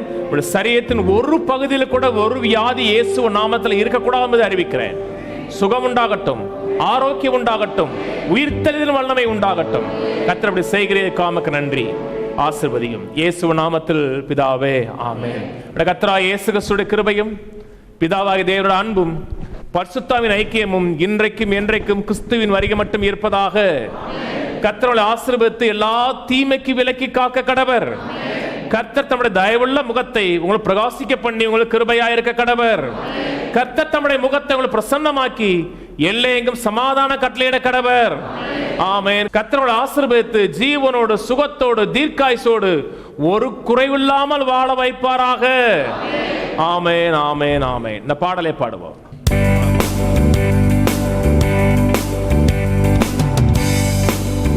கர்த்தர் நல்லவர், ருசித்து பாருங்கள். அவரை நம்பினவன் என்று பாக்கியவான். கர்த்தர் நல்லவர், கீர்த்தனம் பண்ணுங்கள். அவரை நம்பிடுவோன் துக்கமடையான். கர்த்தர் நல்லவர், ருசித்து பாருங்கள். அவரை நம்பினவன் என்றும் பாக்கியவான். கர்த்தர் நல்லவர், கீர்த்தனம் பண்ணுங்கள். அவரை நம்பிடுவோன் வெட்கமடையான். அக்கிரமங்களை மன்னித்து மறப்பவர், நித்தம் பிராணனை அழிவுக்கு காப்பவர். நன்மையால் வாயை திருப்தி செய்பவர், வாழ வயது போல் வேலன் திரும்ப செய்பவர். கர்த்தர் நல்லவர், சித்து பாருங்கள். அவரை நம்பினவன் என்றும் பாக்கியவான். கர்த்தர் நல்லவர், கீர்த்தனம் பண்ணுங்கள்.